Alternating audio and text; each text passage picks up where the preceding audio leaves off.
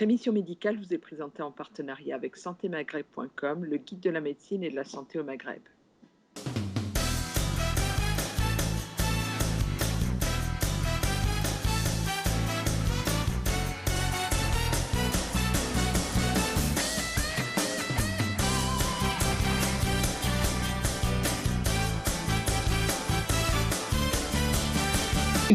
On n'est pas du tout dans cette démarche de faire une émission polémique, hein, c'est pas du tout ce propos, c'est que pendant une heure, on voudrait proposer différentes choses. Le titre d'ailleurs de la réunion de ce soir, c'est concertation de professionnels de santé, c'est voir comment on peut les uns les autres, que ce soit en France, en Algérie, mais beaucoup depuis la France où on est tous la plupart installés, comment on peut aider. Depuis le début de l'épidémie, bon nombre de professionnels de santé franco-algériens, algériens ou français proposent effectivement leur aide et on n'arrive pas trop à savoir comment on peut être utile, si on peut être utile en Algérie. Et donc c'est un peu le propos de ce soir aussi de faire un point sur la situation et de voir comment objectivement on peut peut-être apporter notre soutien, notre coopération, notre collaboration. L'idée étant de faire quelque chose, voilà, qui puisse, entre autres, ce que tu disais un peu plus tôt, Raphaël Pitti, quand on préparait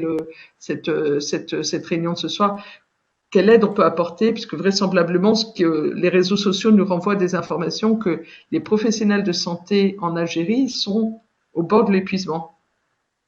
Tu veux peut-être en dire un mot, Raphaël, sur les contacts que tu as.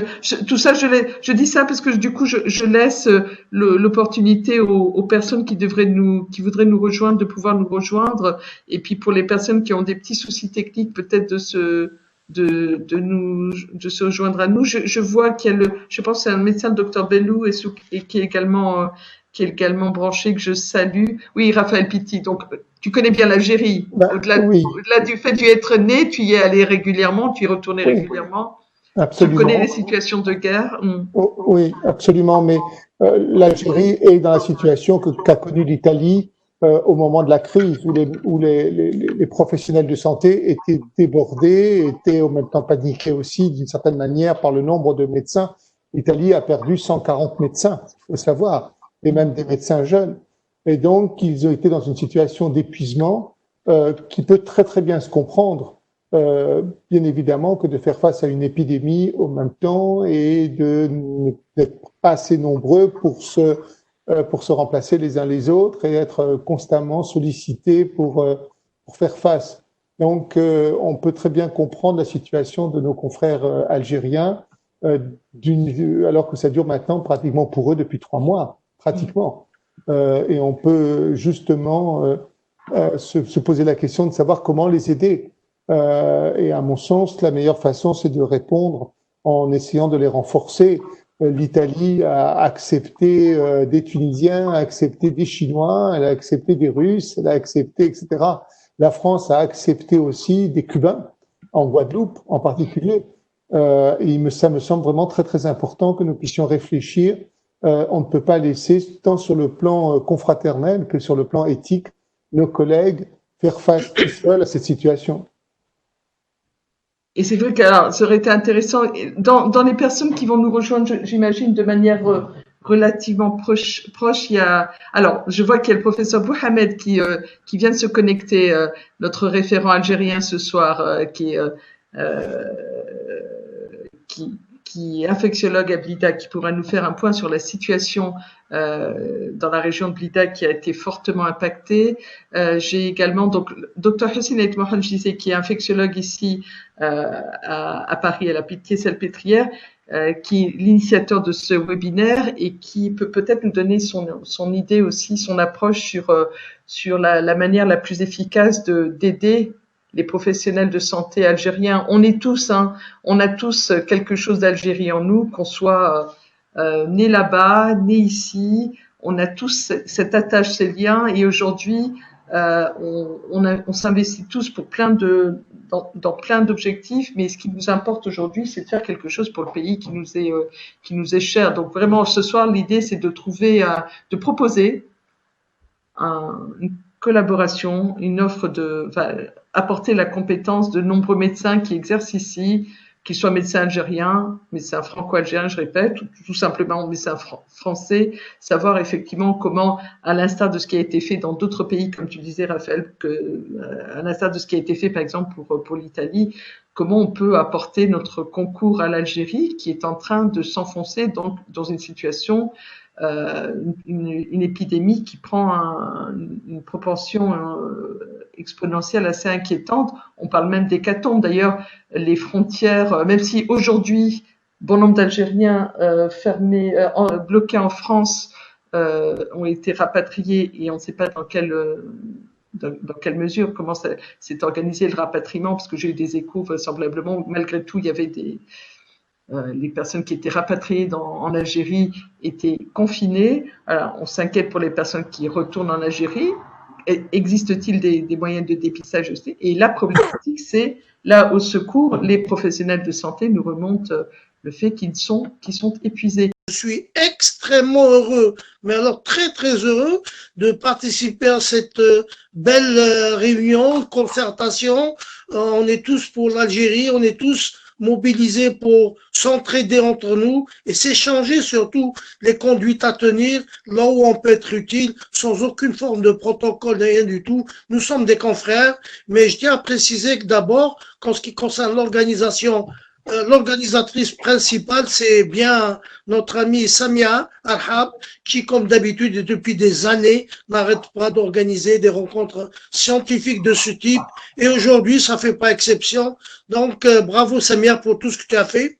Et je suis très content de voir aussi un jeune médecin de Ouargla, parce que Ouargla, c'est un peu chez moi. Je suis resté 10 ans là-bas. Et je vous assure qu'en cette période de l'année, j'ai vu des 45-49 degrés à Ouargla. Donc, bravo pour toute l'équipe de Ouargla et pour toute l'Algérie parce qu'il fait chaud partout. Donc, la réunion d'aujourd'hui, moi, je n'ai pas de feuille de route, mais je pense qu'il y a un seul problème à régler, c'est Covid-19, point. Alors, on peut parler un peu de tout ce qu'on peut faire pour l'Algérie, donc en local déjà, parce qu'en local, c'est quand même là-bas que ça se passe les choses, et notamment les problèmes de confinement qui n'ont pas l'air de marcher comme il faut.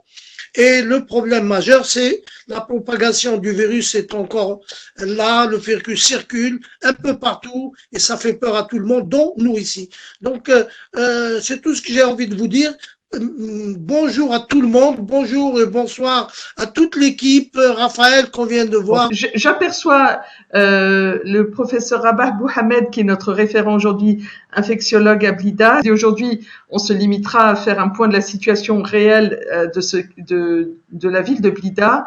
On avait sollicité des correspondants à Batna et ainsi qu'à Tizi Ouzou et à Constantine, et malheureusement, les uns et les autres ont eu des obligations, des impondérables. Donc voilà. Donc j'aperçois notre ami le professeur Mohamed. Bonsoir professeur, est-ce que tu m'entends? Comment ça va du côté de Blida? Quelle est la situation à Blida aujourd'hui? On a souvent s'est inquiété pour nos proches, pour les Blidéens qui ont été mis en quarantaine. Ça a été le premier cluster, le premier foyer d'épidémie en Algérie. On en est où aujourd'hui? Non, bon, on va avancer peut-être sur un point de la situation. Docteur Aït Mohamed, est-ce que tu m'entends? Est-ce que tu m'entends, cher Del Hussein? Tout à fait, et même très bien. Oui, je disais, on voulait effectivement, je disais que ce soir, il ne s'agit pas de revoir et de mettre à l'index le système de santé qu'on connaît, qu'on sait défaillant, et puis on sait pertinemment que c'est pas aujourd'hui, et cette épidémie auquel l'Algérie fait face, qu'on pourra régler quelque chose en quelques semaines. Mais c'est vrai qu'on est très inquiet parce qu'il y a une recrudescence de la contamination de la Covid-19 en Algérie, à l'instar d'autres pays d'Afrique. Mais c'est vrai que la situation sanitaire en Algérie est critique. D'ailleurs, on en veut pour cause la prolongation du confinement et le maintien de la fermeture des frontières terrestres et aériennes, puisque ces contaminations sont en forte hausse. On connaît les raisons de cette explosion de chiffres de contamination, de taux de contamination et de nombre de décès. Beaucoup ont dit, on nous donne pas réellement les chiffres, c'est sous-estimé, surestimé. On sait un petit peu aujourd'hui où on est l'Algérie. Samia, c'est pour moi que, C'est pour toi, par exemple, pour commencer, oui, tout à fait. écoute, moi je suis pratiquement au jour le jour ce qui se passe en Algérie. J'espère que mes confrères présents pourront me rectifier un peu plus si je fais défaut sur certaines informations. On est quand même entre 500 et 600 depuis une petite semaine ou 2 semaines. C'est quand même des chiffres qui font peur parce que pendant les 3 mois, on avait des chiffres un tout petit peu meilleurs. Et ce qui se passe, c'est que d'après les autorités, maintenant les autorités, nous sommes sous leur truc, on ne sait pas trop ce qu'il faut dire, mais on va éviter quand même de critiquer, mais il faut quand même critiquer de manière constructive, on va essayer de le faire. En tout cas, moi, c'est mon objectif. C'est quand quelqu'un parmi eux a dit, de toute façon, les chiffres sont importants maintenant, c'est parce que on détecte plus, on fait plus de PCR, etc. C'était la raison pour laquelle on cherche, on trouve. Si on cherche pas, on trouve pas. C'est basique. La police n'aurait pas dit mieux. Mais quand même, le risque, c'est que si on se met à chercher, à mettre un peu partout les possibilités de faire du dépistage, on va se trouver avec des chiffres plus importants. Ça, c'est premièrement. Donc, c'est peut-être pas étonnant, c'est parce qu'on n'a pas bien cherché pendant des mois où on n'avait pas les moyens. Bon, le problème de moyens, même la France a eu sa période de manque de moyens. Donc, l'Algérie est passée par là. La deuxième chose aussi qu'il faut dire, c'est que le confinement, en vérité, quand on parle aux Algériens, à part au début où il y a eu un semblant de confinement, je pèse mes mots, mais en vérité, le confinement n'a pas été bien organisé et notamment les gens ont été bien corrects au début et puis ils en avaient un peu marre à la fin, ils ont lâché un peu et puis tout le monde leur tombe dessus, la population, elle n'est pas disciplinée, elle n'est pas ça et on a même utilisé des mots qui sont inconvenants vis-à-vis de cette population. Moi je dis non. Il faut faire attention à ce qu'on dit concernant cette population, parce que partout dans le monde, il y a eu le confinement qui a été la pièce maîtresse dans le monde entier pour la réussite pour arrêter cette pandémie. Mais en Algérie, le problème en Algérie, c'est qu'il y a des gens, s'ils ne travaillent pas, c'est des journaliers, s'ils ne travaillent pas, ils ne mangent pas. Moi, justement, à Ouargla, sur une autre chaîne de télévision, quelqu'un m'a parlé en direct, il m'a dit, moi, mes enfants, ils mangeront rien le soir si je ramène pas un peu de bouffe. Donc, je préfère travailler. Et donc, s'il y a à choisir entre le Covid et mes enfants, ben écoutez, je tomberai malade, mais je travaillerai. Donc, il y a un problème social important en Algérie. Apparemment, le président vient de s'en inquiéter. Ça fait 2 ou 3 jours dans une interview. Il y a des gens à qui on a promis un peu d'argent pour les aider, pour ceux qui travaillent pas. Ça fait 3 mois que la décision a été prise. Jusqu'à présent, on n'a pas touché un sou. Donc, c'est tous ces problèmes-là qu'il faut essayer de résoudre doucement, doucement. Mais médicalement, ce qui me fait peur, c'est que c'est la période où les Algériens, en général, d'est en ouest, du sud aussi, bougent. C'est surtout le mois de juillet, août, et ces mouvements de population ne sont pas faits pour faciliter la tâche. Le confinement doit être respecté par tout le monde, notamment l'Aïd qui arrive. Il faut se mettre d'accord. Les Algériens, c'est des gens très intelligents, c'est des gens disciplinés quand on les respecte. C'est vrai qu'on a voulu faire ce webinaire quelques jours avant la fête de l'Aïd, qui d'ailleurs suscite beaucoup de réactions sur la toile, sur les réseaux sociaux. Certains appelant effectivement à la raison cette année, comme pour la petite Aïd, en disant bah écoutez, ce sera le sacrifice, pas du mouton cette année, sans vouloir faire de mauvais jeux de mots, mais le sacrifice d'une fête qui se veut et un rituel effectivement religieux, mais le jeu en vaut la peine, puisque sinon on sait très bien qu'aujourd'hui le virus a une vitesse de propagation qui fait que la moindre rencontre familiale, la moindre rencontre dans un endroit clos risque effectivement de faire exploser ces chiffres qui sont déjà alarmants. J'essaie, je vous dis juste, je regarde mon téléphone parce que on devrait récupérer dans quelques instants, j'espère assez rapidement, un référent en virologie, Dr Yahya Meki, qui est virologue à l'hôpital de la Croix-Rousse à Lyon, qui est déjà très impliqué sur tout ce qui est médecine humanitaire et qui maîtrise parfaitement les rouages des associations médicales en Algérie. Il voulait nous faire une petite présentation effectivement du virus qu'il connaît bien parce qu'il il le pratique depuis quelques années. Il voulait nous faire un point sur la situation, lui étant originaire de l'ouest de l'Algérie, de la région de Tiaret. J'espère qu'il pourra se joindre à nous. Je ne sais pas si professeur Mohamed depuis Blida peut essayer d'intervenir. J'aurais bien voulu comme avoir un point de la situation sur la situation aujourd'hui sur Blida, où on en est. Est-ce qu'on parle de reconfinement, de refermeture de la ville de Blida? Professeur Mohamed. C'est dommage, hein, c'est bien ces webinaires parce que ça nous permet de réduire les distances et de nous parler quand ça fonctionne. Je suis désolée parce que je le vois connecté. Est-ce que le docteur Mohamed Ben Baba Ali m'entend ou pas? Toujours pas.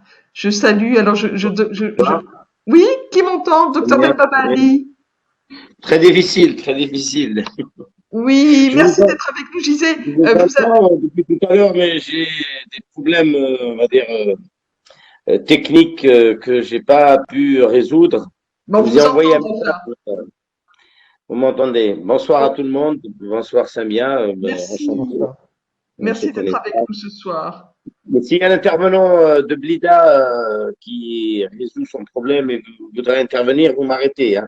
Oui, sans problème. Oui, la priorité à l'intérieur. Même si, bien évidemment, même si effectivement, ce qu'on disait, on se sent tous concernés, mais c'est vrai qu'on est inquiet puisque, sachant qu'on est loin du pays qui nous tient à cœur, on peut pas les informations. On entend tout et on lit tout et son contraire d'un jour à l'autre. Une information inquiétante chasse une information alarmante. Donc c'est vrai qu'aujourd'hui, la question c'était effectivement d'essayer de proposer. On est tous dans cette dynamique de vouloir dire qu'est-ce qu'on peut faire, nous étant pour l'instant bloqués ici, qu'est-ce qu'on peut proposer pour venir en soutien de la population algérienne au plus grand, de manière le plus large possible, et puis aux professionnels de santé qui nous remontent leur épuisement, littéralement, je veux dire, je pèse mes mots, mais voilà, qu'est-ce qu'on peut faire? Comment on peut vous aider? Et c'est vrai que on est plusieurs à vouloir, que ce soit Jamel Dr Zekri tout à l'heure qui disait qu'effectivement, bonsoir. Avec son, qui entend? Yahya Meki. Oh! Bonsoir. La surprise. Alors, c'est une fête familiale. Vous savez, c'est comme quand on a un mariage, quoique chez nous, sauf en Kabylie, les mariages sont pas mixtes, mais c'est quand on attend quelqu'un, et puis c'est presque le marié qui arrive, là. Docteur Meki, virologue à Lyon. Comment vas-tu? Bonsoir. Bonsoir, chers messieurs, dames. Oh, génial. Je m'excuse pour le retard parce que j'ai essayé. Il m'a demandé même de créer carrément un autre code. Heureusement que tu m'as envoyé le dernier lien, donc j'ai pu. Merci à toi. Je disais, rapide présentation de tour de table. Je disais, Yahya, donc, originaire de Sougar, de la région pas loin de Tiaret. J'insiste. Il faut dire pas loin de la Kabylie, puisque c'est une ville kabyle, presque. C'est vrai. Mais Tiaret, tu sais pourquoi? Ma maman est originaire et native de Frenda. Je disais, on a le bonheur aujourd'hui. Alors, malheureusement, on a quelques difficultés avec l'Algérie. On a en ligne, mais avec de grosses difficultés de connexion, le professeur Rabah Mohamed, qui est infectiologue à Blida. Ah oui? Et le seul algérien qui a pu se joindre avec nous ce soir. Et sinon, effectivement, plein de personnes ici depuis la France, prêtes à apporter leur soutien, à définir comment.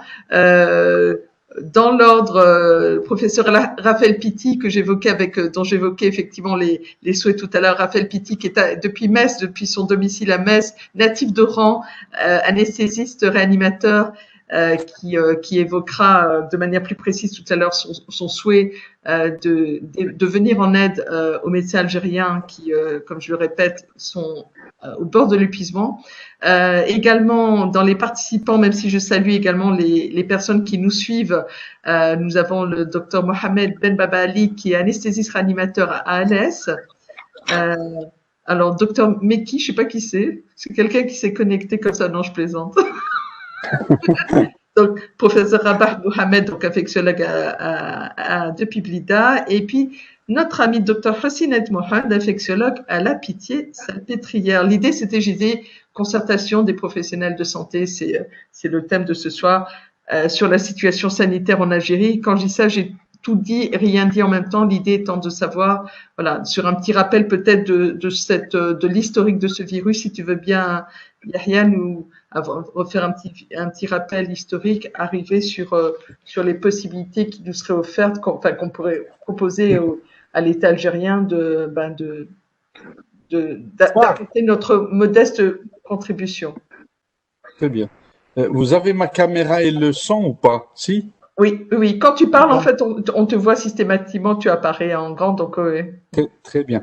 Donc, je vais essayer de trouver comment je partage l'écran. Alors, en bas de ton écran, quand tu as quelque chose qui ressemble à un micro, ensuite, tu as une caméra, et juste à droite de la caméra, tu as une espèce de dossier avec une petite flèche qui passe vers le haut. Si tu passes ta souris dessus, ok. Parce que j'ai l'habitude du Skype, j'ai l'habitude du Zoom, mais là, je vous ai tous posé une colle ce soir. J'aperçois le professeur Mohamed aussi qui est de nouveau avec nous. Très bien. Alors oui, on va faire un petit rappel. Docteur Meki, donc virologue à Lyon, qui me proposait de faire un petit rappel effectivement parce que tu es beaucoup sollicité, je rappelle. Puis je pense qu'on a été nombreux à te voir intervenir. Tu as été sollicité. Tu es référent auprès de l'OMS entre autres sur cette question du SARS-CoV-2. On t'a beaucoup vu sur les médias et c'est vrai que la situation algérienne te préoccupe en tant que ressortissant algérien sur les possibilités d'aide, voilà, et de faire en sorte d'endiguer ce qu'on voudrait éviter d'appeler une hécatombe. Je t'en prie. Merci Samia, vraiment de nous avoir organisé cette rencontre. Je suis ravi de rencontrer des professeurs, des docteurs, des collègues et des confrères. Et donc, je voulais mettre juste un petit rappel, pas le rappel sur le virus, vous le savez même mieux que moi. C'est juste un peu pour la réponse immunitaire et la physiopathologie. Puis j'ai eu quelques notions récentes aujourd'hui sur les vaccins. Donc le virus, on le sait tous, la protéine, les spikes et la membrane, surtout son génome ici, où on voit finalement, c'est un grand génome à peu près de 30 000 nucléotides, paire de base. Et puis les gènes, on a les gènes qui codent pour la protéine S, c'est les spikes, les glucoprotéines d'enveloppe. Et puis on a des gènes qui codent pour des protéines non structurales, des enzymes, les ORF3A, on a jusqu'à 7A et puis même 8 et 10. Et puis on a les gènes qui codent pour la membrane, les gènes qui codent pour la nucléocapside, et puis les gènes qui codent pour la E qui est l'enveloppe, la protéine. Et dans ces gènes de séquence, que tout le secret de ce virus, il est là au niveau génomique. Donc, qu'est-ce qu'il exprime comme protéine et pourquoi les virus de la même famille, le SARS de 2002-2003, pourquoi il n'était pas si virulent ou surtout pourquoi il ne s'est pas répandu dans le monde, et le MERS pareil, parce que justement à la réplication dès les premiers cas, 2000-3000 cas, puisque le SARS 2002-2003, il était plus sévère, à peu près 14 à 15% de mortalité, et le MERS a 34% de mortalité, et heureusement, par coup de chance, que ces deux virus, au moment de réplication, dès qu'ils ont apparu, soit le MERS dans les pays du Golfe, principalement en Arabie Saoudite, ou le SARS en Chine, au moment de la réplication, il y a eu tout de suite une erreur monumentale au niveau génomique et il a perdu une partie de son génome, donc il n'a pas pu être à l'échelon international comme maintenant, sauf quelques touristes canadiens. Donc le deuxième pays touché après la Chine par le SARS-CoV-2, CoV-1 en 2002-2003, c'était le Canada. C'est pour ça les plus grandes publications à l'époque, c'était des Canadiens. Et donc rapidement, ce virus aussi, une de ses mécanismes, c'est que on a eu ces récepteurs, on les connaît, l'enzyme de conversion de l'angiotensin, le type 2, et on a trouvé aussi, comme le VIH, il a le lymphocyte CDK4, le récepteur, on a trouvé un coactivateur, le CCR5, ici on a trouvé aussi ce cofacteur qui est le TMPRSS2, que au moment où le virus fusionne et s'accroche, à ce moment-là, ça permet sa pénétration au niveau cytoplasmique des cellules ciliées pulmonaires ou autres. On va voir pourquoi autres cellules. Et donc, à ce moment-là, la spécificité de ce virus, parce que la majorité des virus qu'on connaît, une fois qu'ils libèrent leur acide nucléique, ils pénètrent au niveau nucléaire, il y a une réplication nucléaire, la majorité des virus. Le VIH, toute la famille des herpès, le BV, la spécificité de ce virus, c'est qu'il est chargé positivement son ARN. Donc, dès qu'il se trouve dans le cytoplasme, ça y est, il déclenche la synthèse des protéines, des gènes au niveau ribosomal. Donc, l'ARN génomique est chargé positif, sens positif, il commence à produire donc la translation, en plus grâce à la réplicase transcriptase virale, plus c'est une ARN polymérase ARN dépendante. Donc ça y est, il commence à synthétiser son deuxième brin. Et puis, en passant ici directement au niveau donc des réticulomes endoplasmiques, ça y est, tous les gènes dont je vous ai parlé tout à l'heure, eh ben, il y en a les gènes qui vont commencer à produire pour les protéines spike, les glycoprotéines d'enveloppe, ou bien la nucléocapside, ou bien la membrane, ou bien les autres gènes d'enzymes qui sont des protéines non structurales. Et elles sont produites comme ça dans le cytoplasme. Et puis d'un seul coup, passage au niveau du réticulum endoplasmique, et va les associer, comme les embobiner les unes des autres, comme si c'est des boîtes. Eh ben voilà. Et après, l'appareil de Golgi, eh ben, il va donner de nouveau l'énergie et toutes les substances nécessaires. Et on voit comment ils se constituent les virus. Et dès qu'ils se rapprochent, donc là, rassemblage, il rassemble toutes les protéines virales. Et ça y est, on a les protéines structurales et les non structurales. Et une fois qu'il passe par l'appareil de Golgi, ça, il l'exprime et il sort par exocytose. Mais souvent, nous, on montre un virus qui pénètre, mais deux qui sortent, mais finalement, non. C'est des milliards au bout de 48 heures, 72 heures. C'est 10 à la puissance 14 particules virales. Et qu'est-ce qu'on voit ici? Que le virus, quand il est sorti, eh ben, il a pris une partie de l'enveloppe virale, de l'enveloppe cellulaire, qui est sa composante réelle. Et donc, le virus, c'est un nouveau composant. Il a ses composantes, mais il prend avec lui aussi des constituants de la membrane. Et quand nous aurons la réponse immunitaire, je vais avancer rapidement. Donc, les médecins, ils savent mieux que moi. Je vais pas trop me tarder. Dans les cas sévères, on sait qu'on a 20% et 6% de décès. Et surtout, on a 20% de PCR faux pause, alors que les cliniciens, ils voient les symptômes avec le scanner. Et puis, on sait que pratiquement la majorité des asymptomatiques, les jeunes en France, on dit les jeunes moins de 50 ans, asymptomatiques, 80%, ils présentent juste un syndrome grippal. Là aussi, vous connaissez mieux. Moi, je voulais juste insister sur la réponse immunitaire. Voilà les dégâts que fait le coronavirus. Donc, comme je vous ai dit, il pénètre au niveau cellulaire. Donc, le fait qu'il y a la réponse immunitaire cellulaire macrophagique, il va y avoir synthèse de toutes les cytokines, l'interleukine 1 bêta, l'interleukine 6, on va voir même le TNF-alpha, mais surtout, ces produits, ces protéines immunologiques ou cytokiniques, qu'est-ce qu'elles vont faire? Elles vont essayer d'attaquer le virus, mais comme le virus lui-même, il a une composante de la cellule, de la membrane cellulaire, eh ben, les produits, la réponse immunitaire, elle va attaquer aussi le tissu cellulaire. Pardon, elle est où ma souris? Elle est là. Et on voit qu'il y a la lésion. Et dès qu'il y a la lésion, à ce moment-là, donc, il y a le système, ce qu'on appelle l'activateur de tissulaire du plasminogène, qui va déclencher la coagulation avec les plaquettes et tout le rôle de l'hémostase primaire et secondaire. Et à ce moment-là, on voit apparition de microthrombus avec les lésions. Et ce qu'on a constaté aussi surtout, c'est que ces cytokines, par rapport à ce virus, c'est que le virus lui-même, il attaque aussi les lymphocytes T, parce que grâce à un récepteur qui s'appelle le CD, je l'ai mis dans quel diapo?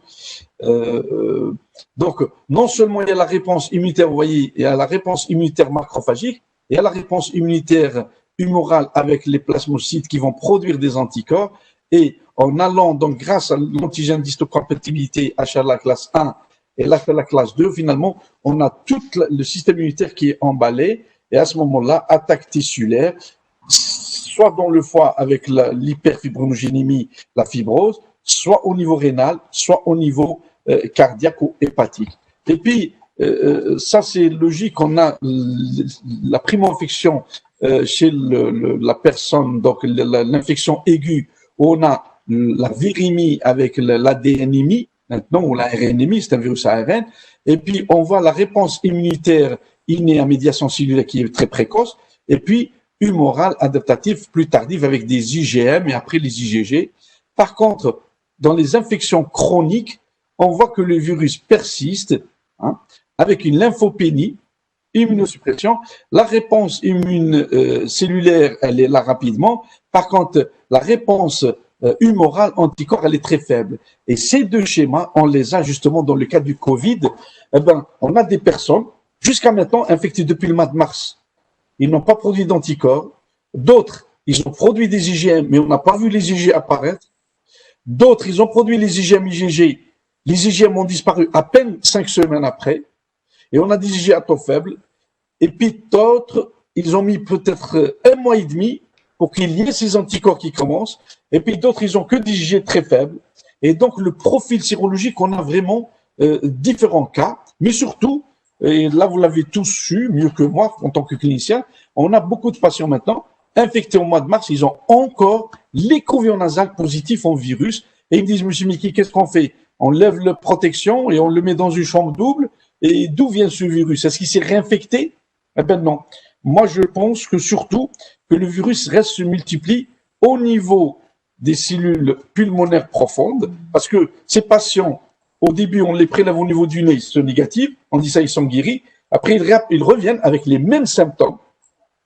Et finalement, il y a comme une réactivation, comme le cas, moi je le translate au modèle de l'HIV, si on veut l'HIV, parce que c'est un virus ARN, mais aussi des herpes viridés, c'est des virus ADN, comment ils se réactivent. Donc pour moi, c'est une réactivation, un relâchage de nouveau, et c'est pour ça qu'on a certains patients qui refont le même syndrome. Il y a une publication chinoise qui a montré sur 55 patients, 11 sont revenus avec les mêmes symptômes, toux, fièvre, diarrhée, et ils ont refait la virémie, la PCR, pardon, la RNMI, et on les a trouvés positifs.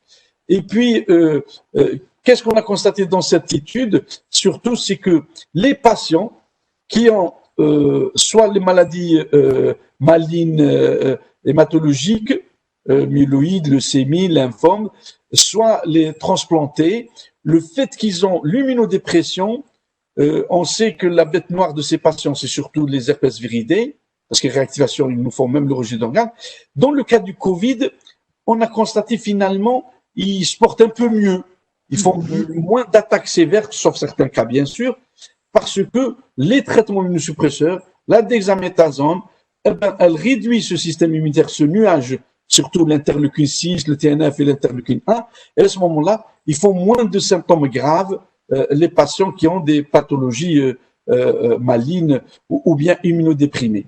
Et puis, là, je l'ai dit, mais on voit quand même pourquoi il y a l'atteinte sévère, donc avec l'interleukine 6 et l'interleukine 1, et dès qu'on met les corticostéroïdes, donc on bloque et donc on réduit cette attaque immunitaire et on réduit l'attaque des tissus, et donc les patients vont mieux, et ce travail a été montré par l'équipe parisienne et par les Anglais récemment dans leur publication sur la dexaméthasone.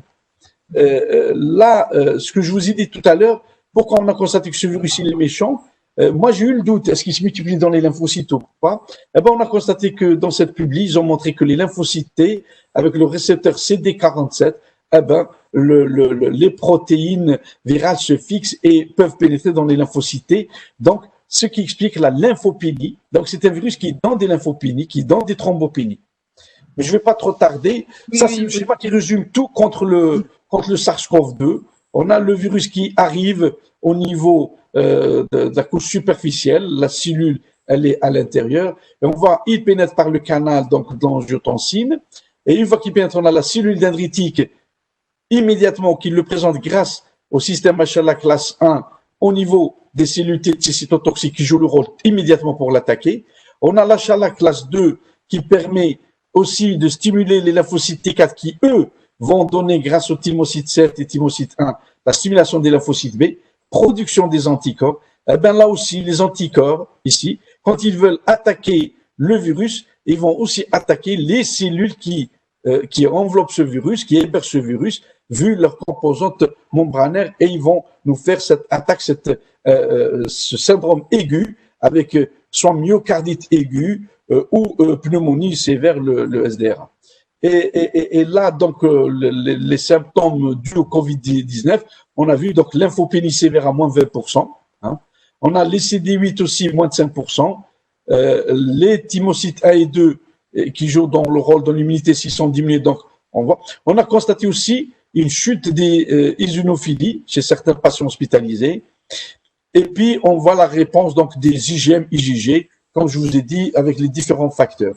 Et on a permis de classer donc selon modéré, sévère ou très sévère, avec critique, selon le taux des lymphocytes, hein, donc supérieur à 20%, moyen à modéré, 5 à 20% sévère et moins de 5% très sévère par rapport au risque, selon le nombre de jours, hein, après l'apparition des symptômes. Là aussi, donc j'ai résumé le haut niveau de réplication virale, parce que la charge virale, elle compte beaucoup.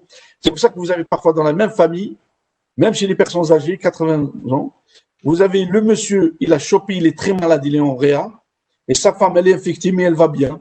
Et elle veut même rentrer le voir. Ben parce que selon l'inoculum, j'ai 10 à puissance 14 virus au niveau nasal, je peux contaminer 10, et celui que je contamine, je peux lui donner trop et trop.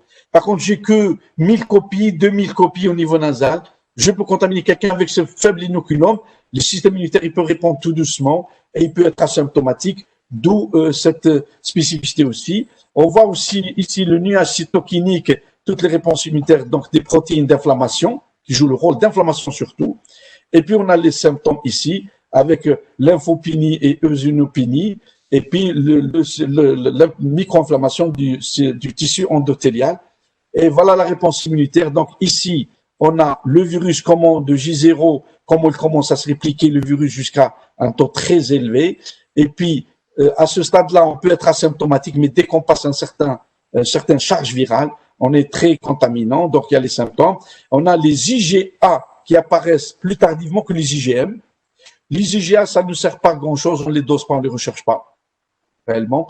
Les IgM, vous voyez qu'ils chutent à peu près au bout de 4 semaines, 5 semaines. Et puis, on a les IgG qui, normalement, eux, ils nous protègent, ils sont neutralisants. 90% de ceux qui sont développés, les anticorps sont neutralisants.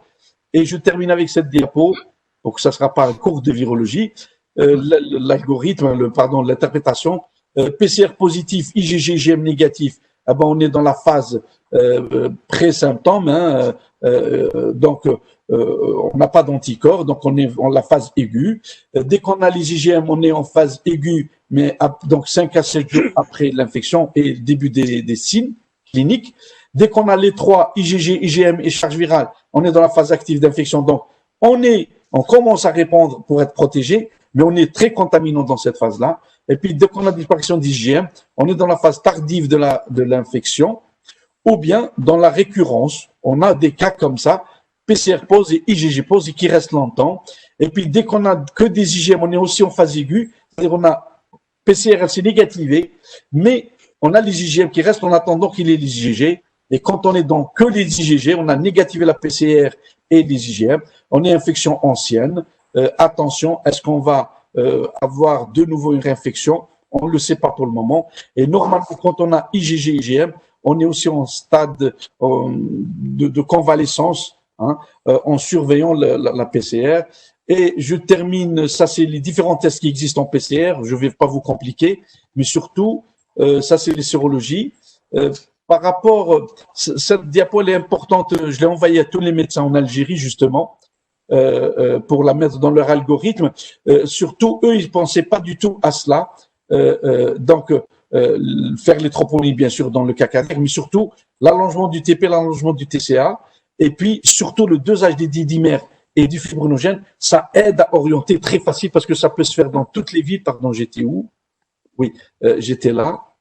Ici. Donc, le fibrinogène, le didymère, troponine et le bilan de Coag, ils peuvent le faire facilement et ça aide pour l'orientation et le diagnostic. Pour le vaccin, je passe rapidement. Les différents traitements qu'on a essayés jusqu'à maintenant. On a essayé des anticorps monoclonaux contre les protéines S, les glycoprotéines d'enveloppe. Et ça aide très bien. Hein, ça permet de bloquer donc le virus à se fixer. Notre équipe de Bicêtre, je pense, ils l'ont étudié et l'ont montré. Les Allemands, ils l'ont beaucoup utilisé, c'est pour ça qu'il y a eu moins de morts chez eux. On a utilisé aussi pour bloquer les deux récepteurs, donc comme des antigènes solubles qui vont bloquer les récepteurs, mais le virus a pu quand même pénétrer. On a utilisé les traitements contre le VIH, l'opinavir, ritonavir pour inhiber la réplication virale, eh ben, peut-être 30-40% d'efficacité seulement. Le remdesivir, certaines publications, ils disent 70% d'efficacité, d'autres, ils disent 30-40%. Ils bloquent l'enzyme, la reverse transcriptase RNA polymérase, pardon. Et puis, actuellement, il y a à peu près une cinquantaine de molécules. On ne les connaît pas leur nom, c'est toutes des nouvelles molécules chimiques. Elles sont brevetées, elles sont en cours d'essai et on attend pour voir ce que ça donne. Juste pour la vaccination, actuellement, toutes les sociétés courent. On a à peu près, je vais faire cette diapo, elle est intéressante. Il y a eu 165 projets de vaccins, des molécules réelles.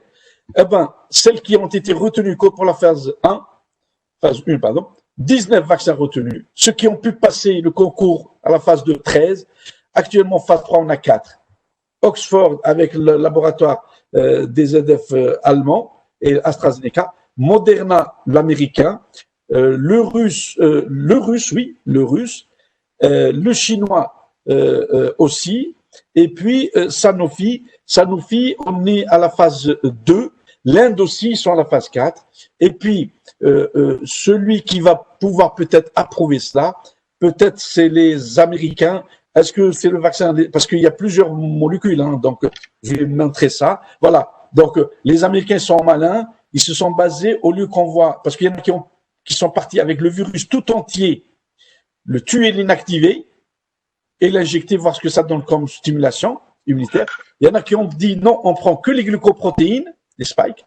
Et il y en a d'autres qui ont dit on prend que la capside, mais les Américains sont malins, ils ont pris que l'ARN messager. L'ARN, mais le messager. Celui qui se réplique, ils l'ont enlevé du génome, et voilà, ils l'ont enlevé, retiré, et ils l'ont injecté dans un vecteur, dans un virus, adénovirus. Hein. On les utilise beaucoup dans l'immunothérapie contre le cancer, ces vecteurs, les adénovirus. Et ils l'ont utilisé, et c'est ce vaccin qui est en phase 3 de Moderna, et il est immunogène, et ils sont en train de l'essayer maintenant, donc chez plusieurs, normalement ils doivent recruter 30 000 personnes, les Chinois 3 000, les Allemands 120, les Russes ils sont à peu près à 150 personnes, chez qui on a utilisé le vaccin. Il faut attendre un mois à peu près pour qu'ils produisent les anticorps. On prélève les anticorps, on les analyse, on les étudie, neutralisant, pas neutralisant, quel type de classe, quelle classe, leur résistance, leur dosage. Et puis après, on va les exposer le virus pour voir ce que ça donne. Et après, on va étudier ça chez 3 000, 4 000 personnes. Le vaccin d'hier qu'ils l'ont prouvé, qui a été publié dans le Lancet, les collègues d'Oxford, surtout ils l'ont utilisé chez 1077 patients. Et l'idée qu'ils ont eue, ils ont dit comme ça on n'aura pas des fake news sur le Facebook. Et pour dire, il donne de la fièvre, il est très douloureux. Ils ont donné en même temps le vaccin et le paracétamol. Eh ben, c'est très très bien passé et ils sont très contents de leurs résultats et ils vont passer donc pour augmenter l'échantillonnage. Je m'arrête là, je vous remercie, je m'excuse si j'étais trop long. Non, mais c'était bien. Non, merci à toi parce que non, la présence est importante parce que c'est vrai qu'on a beaucoup de cliniciens. Et je remercie d'ailleurs de leur présence, hein, que ce soit des infectiologues, des anesthésistes, réanimateurs, un virologue. Et c'est vrai que cette présentation que tu fais depuis plusieurs semaines, si ce n'est plusieurs mois, entre autres en Afrique du Nord, mais à destination de tes confrères de plusieurs pays, est incontournable pour justement comprendre les spécificités et les différentes capacités d'atteinte de ce virus. Donc c'est vrai que je voudrais bien, en ce qui concerne l'Algérie, savoir, et peut-être qu'on prendra l'avis de nos anesthésistes réanimateurs là pour rentrer un peu plus dans le vif du sujet et puis parler de ce qui nous intéresse aujourd'hui, où en est l'Algérie. Je ne sais pas si notre ami le professeur Mohamed depuis Blida je le vois connecté, mais je ne sais pas s'il est de retour avec nous, s'il a moyen d'échanger avec nous. On était très inquiets de la situation de toute l'Algérie, de l'Algérie entière. On nous reparle de chiffres effectivement qui depuis début juillet sont partis de manière exponentielle puisque le nombre officiel de contamination début juillet frôle les 500 cas par jour. On parlait de 250 cas fin juin.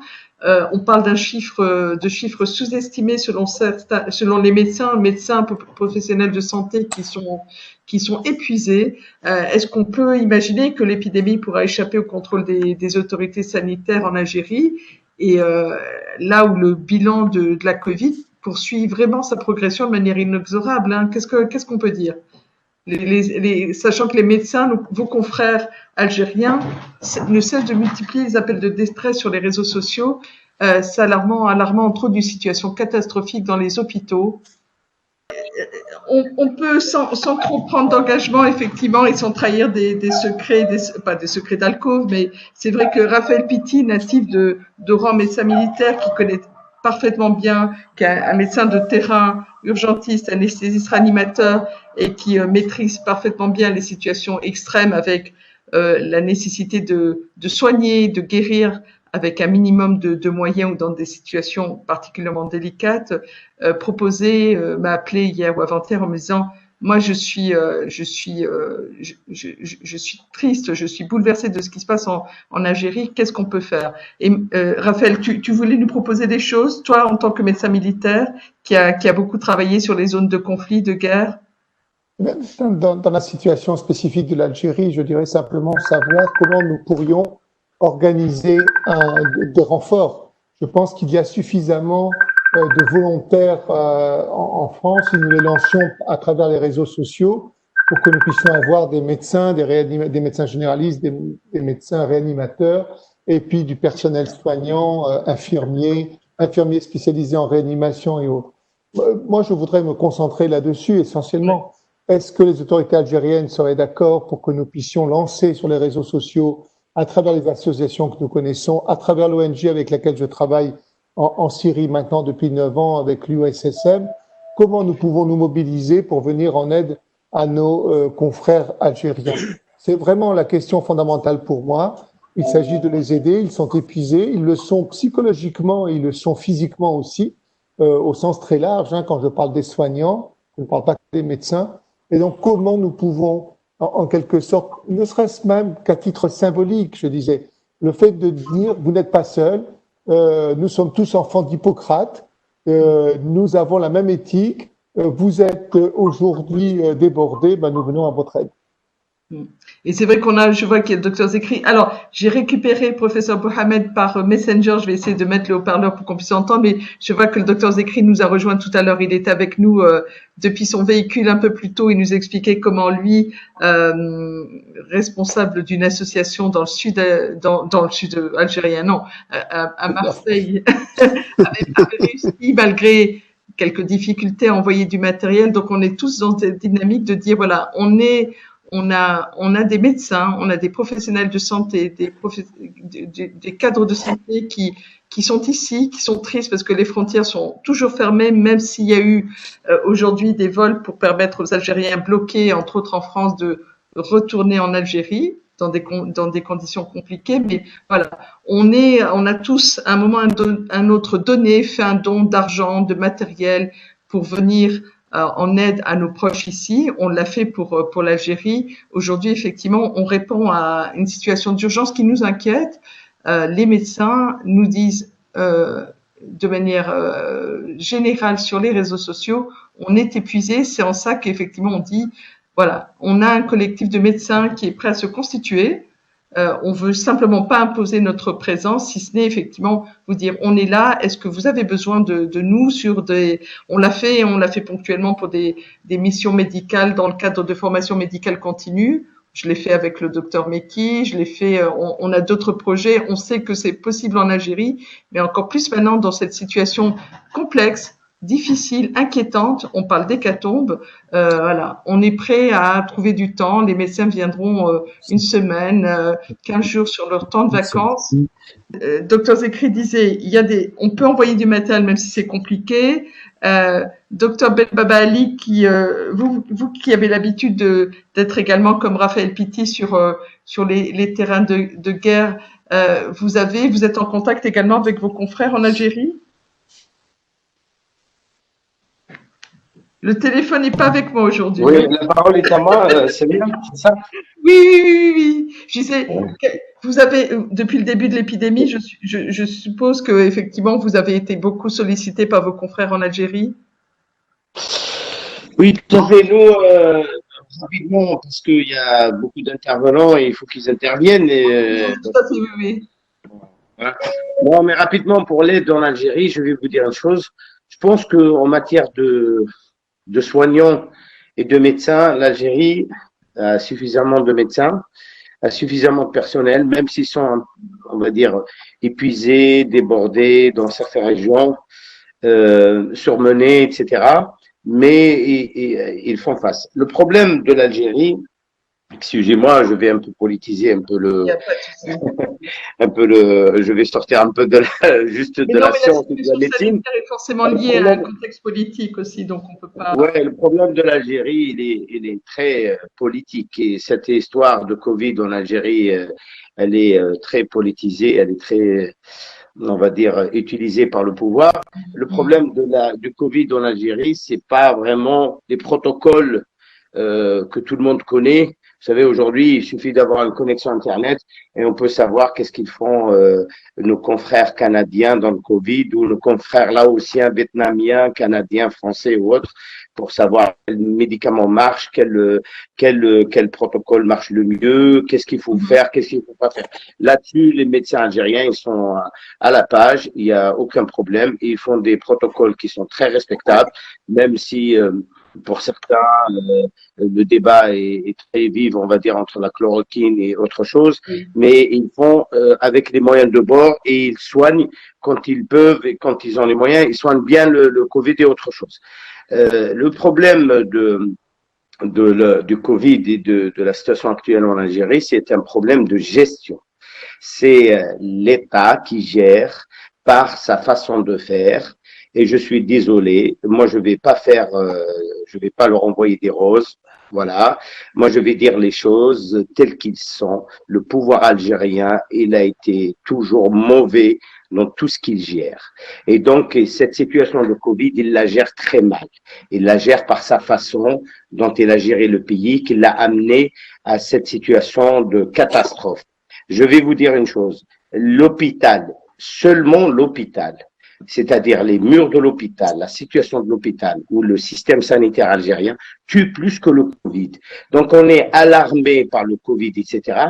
Mais il faut visiter les lieux, il faut aller voir ce qu'il y a à l'intérieur des murs de l'hôpital. C'est pas des hôpitaux, j'allais dire, On connaît, je crois qu'on a tous malheureusement. Voilà, la vidéo de Sidi Issa, la vidéo de l'hôpital de Sidi Issa, on dit long. Moi, j'ai vécu 2 situations familiales où je suis resté avec mon père pendant 1 mois et demi et ma belle-mère récemment 1 mois et demi entre les hôpitaux algériens. Je peux vous dire que si on dit que 40% des morts dans le monde annuels sont liés à une intervention médicale ou à une intervention d'un soignant ou à une hospitalisation, eh ben en Algérie, c'est pas 40%, c'est 70 à 80%. Le fait d'être hospitalisé dans les murs de l'hôpital algérien, on a 70% de mourir de ces lieux que de mourir de sa maladie pour laquelle on est admis dans cet hôpital. Bon, passons aux choses sérieuses. On va dire, nous, dès le début, on a essayé d'acheter du matériel, on a négocié du matériel. Il y avait beaucoup d'initiatives d'Algériens, que ce soit médecins ou autres. Les Algériens, ils sont affectifs.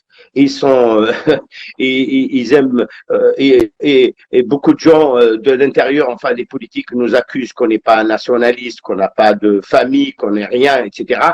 Je pense qu'on est peut-être plus nationaliste que beaucoup qui gèrent ce pays malheureusement. Donc nous par exemple on a essayé d'acheter du matériel, on n'a pas pu parce que tout simplement tout le matériel doit passer par la pharmacie centrale des hôpitaux d'Alger. Tout ça veut dire que c'est la main du pouvoir qui va contrôler la distribution du matériel. Et ben nous dans nos groupes qui ont été constitués pour ramasser de l'argent, pour envoyer des aides et tout ça. Les gens, ils ont pas accepté que ça passe par le pouvoir. Alors, ce qu'on a fait, nous, moi, dans mon groupe, on a collecté quelques dizaines de milliers d'euros. Et je vais vous dire une chose, je le dis courageusement, et M. Mohandi nous connaît, je vais le dire courageusement, on a fait dans le noir. C'est-à-dire, on a envoyé de l'argent sur place, on a fabriqué des kits de protection, des camisoles, des visières, des masques barrières, Et on a acheté on a fait des kits et on a distribué à peu près 1000 kits entre Alger, Boufarik, Blida, Bni Messous, Kikda, Constantine, etc. Et on a distribué, on va dire, 25 000 ou 30 000 euros qu'on a distribué en enveloppe à des pauvres. Parce que le problème aujourd'hui, il n'y a pas que le Covid, il n'y a pas la maladie. C'est ce qu'il disait tout à l'heure avec Mohamed. Les gens n'ont pas pour manger. Et puis, je vais vous dire, ce confinement qu'a décrété le pouvoir algérien n'a jamais décrété un vrai confinement. Il a des essais de couvre-feu, c'est-à-dire de 17h à 7h, est-ce que le peuple va suivre? De 7h du matin à 17h, les gens vont se ruer pour aller acheter 1 litre de lait, une baguette de pain, 1 kilo de pommes de terre pour se nourrir.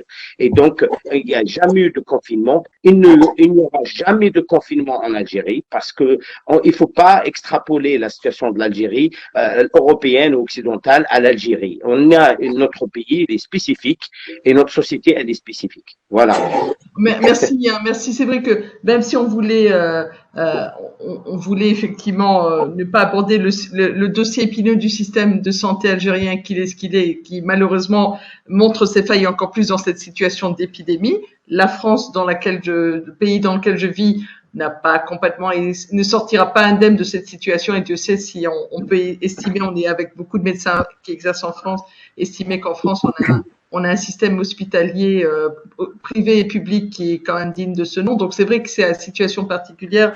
Sans doute effectivement que chaque gouvernement aura réagi en fonction de ses capacités. Je suis d'origine algérienne. C'est vrai que je connais aussi le comportement de mes compatriotes où quand on leur dit ne faites pas ça, en général, ils prennent la tangente et ils font exactement le contraire de ce qu'on leur dit. Donc je pense qu'aussi on a eu sans doute en Algérie un moment où il y a eu une population qui était un peu récalcitrante pour plein de raisons qu'on ne va peut-être pas détailler aujourd'hui. On va pas revenir sur le principe de contestation de nos compatriotes. On le connaît suffisamment, mais c'est vrai qu'il y a quand même des endroits, il faut le dire, où il y a eu confinement. Je sais pas si on a récupéré notre ami professeur Mohamed, s'il pourra nous dire comment ça s'est passé à Blida. C'est même pas confinement. Vous avez été en quarantaine à Blida. Je termine le bonsoir à tout le monde, à toute l'équipe.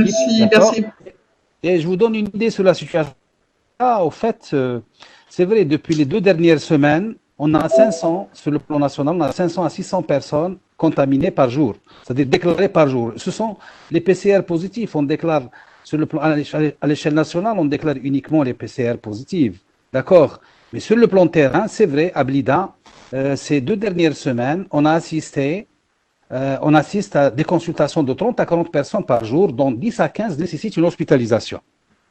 Donc, le problème, c'est vrai, donc le nombre augmente, et ce nombre augmente parce que les jeunes ne respectent pas le confinement. Vous m'entendez?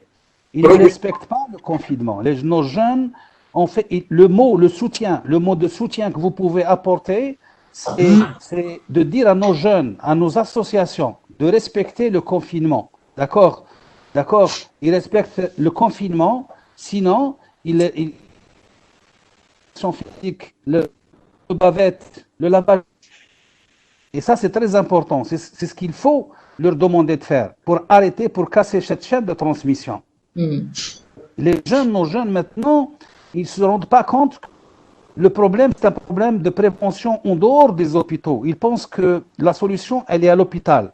Les médecins à l'hôpital ne font que soigner, mais n'arrêteront pas l'épidémie. L'épidémie ne pourra être arrêtée qu'en dehors de l'hôpital. C'est la prévention, c'est la distanciation physique, c'est le port de bavette, c'est le lavage des mains. Et nos jeunes ne respectent pas ça. C'est vrai, comme il le disait notre ami Hosnet Mohamed, qu'il y a des journaliers, donc ils sont obligés d'aller et de gagner leur vie le jour au jour. Mais le mot soutien, les Algériens, il faut leur trouver un mot, d'accord? Le mot, il leur permettra, d'accord, de porter la bavette. S'ils portent la bavette, on casse cette chaîne de transmission. Donc, voilà pour la première question. Donc, pour la deuxième question, je ne suis pas d'accord avec Ben Bali quand il dit au niveau de l'hôpital algérien, il y a beaucoup de décès, etc. Moi, je m'occupe du service cardiovasculaire qui a été transféré en Covid. Et depuis que je suis à la tête de la gestion de ce service Covid, c'est-à-dire à partir du 28 mars, d'accord, j'ai hospitalisé et j'ai soigné 520 personnes, un peu plus de 520 personnes, d'accord, et je n'ai hospitalisé que les formes sévères. Je ne prends que les formes sévères, c'est-à-dire des atteintes dépassant 20% avec une comorbidité, c'est-à-dire diabétique, hypertendu et un problème de thyroïde, obèse, d'accord, et des gens qui nécessitent l'oxygénation, qui nécessitent bien sûr l'oxygène. Il n'y a eu que 6 décès, vous avez les dossiers, d'accord. Il y a eu plus de 700 personnes qui sont suivies à titre externe, qu'on les a suivies à titre externe, on ne les a pas mis sous protocole, parmi eux, bien sûr, 15 ou 20% ont été mis sous protocole, mais ils ont bien évolué. Et ce que je retiens, je veux dire à M. Mbebali, c'est qu'il y a eu 7 décès uniquement. 7 décès parce qu'ils ont été hospitalisés le soir, parce qu'ils sont arrivés à un état tardif, et vous le savez, au début de la maladie, les gens arrivaient tardivement. Pourquoi ils arrivaient tardivement? Parce qu'ils étaient diabétiques, hypertendus, asthmatiques. Donc, s'ils toussaient, ils mettaient ça sur le compte de leur asthme. S'ils avaient un essoufflement, ils mettaient ça sur le compte de leur problème cardiaque. Mais maintenant, les gens arrivent tôt. Dès qu'ils commencent à avoir des signes cliniques respiratoires, eh ben, ils consultent. Maintenant, on a moins de décès, mais plus d'hospitalisation, plus de consultations, parce que maintenant, tout le monde, dès que la personne présente des signes cliniques, il se présente à l'hôpital, bien sûr, il est pris en charge. Voilà un petit peu ce que je voulais dire sur le plan Blida. Blida, donc, les 3 dernières semaines, les 3 dernières semaines, il y a eu une augmentation du nombre, 30 à 40 cas par jour. Là, de service où je suis, on est descendu 10, 15 cas par jour. 5 à 6 hospitalisations par jour. Donc, le flux maintenant, à Blida, on peut absorber le flux de personnes qui consultent. Mais il y a une semaine, on était obligé d'ouvrir au niveau du CHU de Blida, on était obligé d'ouvrir la traumatologie avec 50 lits en plus, et le TOT, service de transplantation d'organes,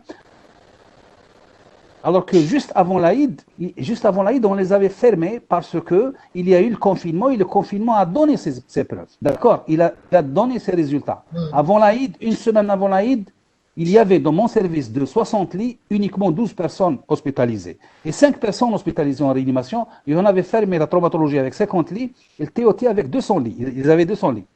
Et après l'Aïd, bien sûr, les visites, les déplacements, comme ils viennent de dire nos confrères, les déplacements, surtout les jeunes qui portent le virus, ils contaminent les vieux, ils contaminent les personnes avec une comorbidité. Et c'est ça qui a posé problème. Maintenant, on a assisté, les 3 premières semaines du mois de juillet, on a assisté à une flambée de cas. Mais si le soutien qu'il faut retenir, c'est le soutien des associations, des jeunes de quartier. Moi, je me souviens, en période de terrorisme, quand je rentrais dans la cité, on allait me demander mon passeport. D'accord? D'où vous venez? Qu'est-ce qui se passe? Et là, nos jeunes, dans les quartiers, dans les cités, etc., ils sont en train de jouer de domino, ils ne portent pas de bavette, il faut voir les gens au marché, etc. D'accord? L'État a fait un grand effort, au contraire. L'État a fait un grand effort. Je fais partie de la cellule de veille de la Wilaya, et vous pouvez me croire que tous les supermarchés, tous les commerçants sont obligés, d'accord, de suivre les consignes, c'est-à-dire pas d'accès dans une épicerie ou dans le shopping sans port de bavette. Mais les gens, dehors, vous le savez mieux que moi, dehors, les gens ne portent pas de bavette. Et c'est ça qui fait que le virus, il existe encore, il tourne encore, là, le risque, il est là, et ça pose toujours problème. Voilà ce qui se passe actuellement en Algérie. Si on arrive à dire à cet Algérien, si on arrive à dire à nos jeunes, si on arrive à leur transmettre le mot, et s'ils interviennent avec nous, on casse la chaîne de transmission. Donc il faut leur trouver c'est ça le soutien, il faut leur trouver un mot. Il faut leur trouver le mot qu'il faut. Combien d'émissions faut-il faire? On a fait des dizaines d'émissions, mais il y a toujours ce problème. Voilà un petit peu... Merci beaucoup, professeur Mohamed. On pense toujours que ça n'arrive qu'aux autres, mais c'est vrai que peut-être que le cri d'alarme aussi des médecins algériens qui remontent, qui inondent la toile depuis quelques jours, c'est aussi parce que les médecins algériens payent le prix fort leur combat contre la maladie, souvent parce que par négligence de personnes qui se pensent effectivement inattaquable. Et c'est vrai que j'en veux pour cause encore sur cette épidémie qui flambe. Récemment, encore dimanche 12 juillet, le directeur d'un hôpital de Larouat qui est mort en soins intensifs après avoir été testé et reconnu positif. Je rappelle cette infirmière dans la préfecture de Bouira qui est décédée enceinte aussi après avoir contracté le virus sur son lieu de travail. Et malheureusement, des exemples comme ça de professionnels de santé, de personnel soignant qui ont laissé leur vie dans l'exercice de leur profession. Enfin, les exemples sont nombreux en Algérie. Je voudrais, alors pardon, si cette rencontre qui sera, j'espère pas la dernière, est un peu décousue et puis elle passe très vite malheureusement parce qu'il va nous rester que quelques minutes pour revenir un petit peu. Alors je sais bien qu'aujourd'hui on réglera pas, comme je disais tout à l'heure, la question, la douloureuse problématique du système de santé algérien, que certains disent moribond, qui mériterait effectivement, dont on attend effectivement dans lequel on fonde beaucoup d'espoir, avec la problématique, tant que les frontières étaient ouvertes, de beaucoup de personnes, quand elles pouvaient aller se faire soigner à l'étranger, qui allaient se faire soigner à l'étranger. Aujourd'hui, effectivement, le problème n'est pas là. Il faut vraiment savoir qu'est-ce qu'on peut faire. Qu'est-ce qu'on peut faire? Moi, je suis interloquée par la population algérienne, par les nôtres, leur dire effectivement que les frontières n'ouvriront pas tant que chacun ne sera pas responsable de son destin, mais du destin de son voisin, et répondre. Qu'est-ce qu'on peut proposer, entre autres, à notre ami Raphaël Pitti ou d'autres médecins qui disent on est là, dites-nous quoi faire. J'entendais je peux prendre la parole? Bien sûr, bien sûr. Merci de m'avoir accueilli encore une fois à votre réunion. Merci. Merci, docteur Zekri. Merci à Raphaël Pitti, merci au docteur Simouhand. C'est au docteur Meki que j'ai rencontré dans le cadre associatif au mois de mars pour pouvoir un petit peu ce qu'on pouvait faire pour nos compatriotes algériens. Moi, j'ai eu une discussion ce matin avec Raphaël Pitti. J'avais pour objectif de dire qu'est-ce qu'on pourrait faire ensemble, justement, poser cette même question à l'Algérie. Et il m'a proposé une idée, c'est que on cherche parmi les volontaires qui voudront aller en Algérie et puis prêter main forte aux médecins algériens qui sont au bord de l'épuisement. Il est vrai que les images insoutenables qu'on voit sur les réseaux sociaux émanant de la réalité algérienne font beaucoup mal. Et nous, de notre côté, comme je le disais tout à l'heure avant cette réunion, nous avons pu, alhamdoulilah, collecter de l'argent pour pouvoir reconstituer des kits respiratoires connus par les urgentistes et les réanimateurs. Ici en France, on a acheminé 1500 qu'on a distribués à tous les hôpitaux algériens qui sont à peu près au nombre de 300. 1500 pour un territoire qui fait 5 fois la France, c'est vrai qu'il est étendu, 300 hôpitaux, 40 millions d'habitants, pas facile. Alors, nous avons deux types de réponses. Nous avons des médecins qui sont très contents parce qu'ils voient une prise en charge carrément spectaculaire, des patients qui arrivent avec 80% de saturation et puis qui, au bout de quelques dizaines de minutes, ils sont complètement transformés. Ça, c'est le premier type de médecin. Donc, ceux-là, ils sont demandeurs, ils disent qu'on n'a pas assez de valises. Et donc, est-ce que vous pouvez nous envoyer d'autres? Et puis, nous avons un deuxième genre de médecins qui connaissent pas du tout la technique, bien qu'elle soit très simple, et qui mettent ces kits respiratoires, Dieu sait à quel point sont précieuses, qui les mettent dans des dépôts, parce que ils ne savent pas les utiliser. Nous avons prévu pour cela un webinaire, justement, là, qui va avoir lieu, je pense, après-demain, pour pouvoir engager les professionnels de santé et dire quelle est leur expérience. Nous avons pris ce pli-là suite, justement, au cri qu'avait lancé la SRLF, la Société de réanimation de langue française ici en France, et dire quel était l'intérêt de ces petits kits respiratoires et leurs conséquences sur la santé et surtout pour le fait de préserver des vies. La question qui se pose actuellement, c'est: sommes-nous volontaires pour aller en Algérie? Je pense que la question est évidemment, enfin la question elle est posée et la réponse est évidemment oui. Seulement c'est une réponse très relative parce que nous sommes dans un contexte épidémique qui cause beaucoup de décès. Nous allons dans un pays qui est le nôtre. Hein. Moi, j'ai vécu ma jeunesse en Algérie. J'ai pu accompagner mon père l'année dernière, Allah yarhamou, dans les hôpitaux d'Algérie. J'ai vu à quel point l'hôpital algérien était délabré, hein, partant de paix. Alors que là, nous sommes partant de guerre. J'imagine à quel point ça doit être difficile. Nous sommes en période d'été, c'est les vacances, les grandes vacances. Les uns et les autres se sont programmés, mais malgré ce, il y a des volontaires.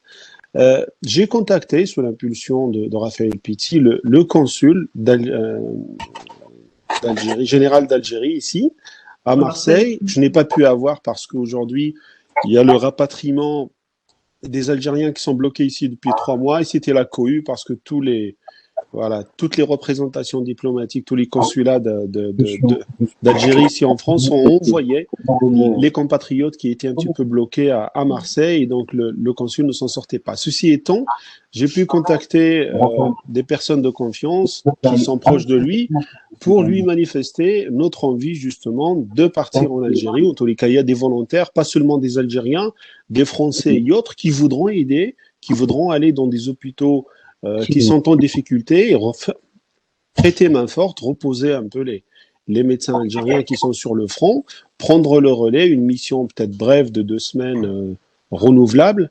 Et j'ai pas encore eu de réponse, j'espère l'avoir demain. Voilà, pratiquement, voilà une idée pratique,